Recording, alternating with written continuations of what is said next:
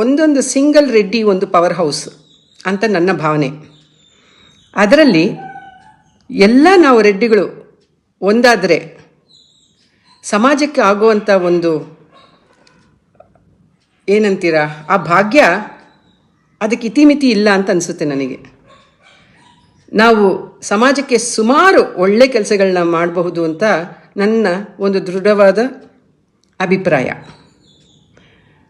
So ಇದರ ಬಗ್ಗೆ ಚರ್ಚೆ, ಇದರ ಬಗ್ಗೆ ಪ್ಲ್ಯಾನಿಂಗು, ಇದರ ಬಗ್ಗೆ ಎಲ್ಲರ ಅನಿಸಿಕೆಗಳು, ಇದನ್ನೆಲ್ಲ ಮುಂದಿನ ದಿನದಲ್ಲಿ ಮಾಡ್ತೀವಿ ಅಂತ ಭಾವಿಸುತ್ತಾ, ಇದೇ ಭಾನುವಾರ ತಮ್ಮೆಲ್ಲರನ್ನು ಭೇಟಿಯಾಗುವ ಒಂದು ಸಂತೋಷದ ಭಾವನೆ ನನ್ನಲ್ಲಿದೆ. మళ్ళీ కట్టాల్సిన అవసరం ఎంతైనా ఉంది. వరాహస్వామి ఉంటే విజయం మీ వెంటే. ప్రతి ఇంట వరాహస్వామి ఉండాల్సిన అవసరం ఉంది. అప్పుడే విజయం అస్తి అస్తి అస్తి.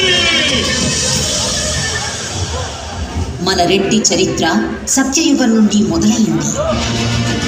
భూమిని రక్షించి కక్షలో నిలిపి భూ సంరక్షణ బాధ్యత నీదని ఆదిరెడ్డికి చెప్పిన యజ్ఞ వరాహస్వామి సత్యయుగ సాక్షి.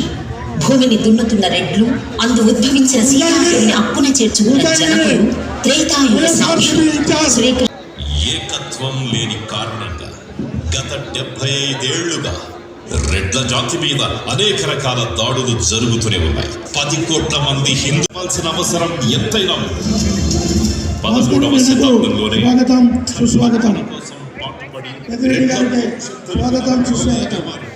రెడ్ల రాజ్య స్థాపనం చేసి ఒక శక్తిగా మారడం వల్లనే మనం సురక్షితంగా ఉన్నామని చెప్పొచ్చు.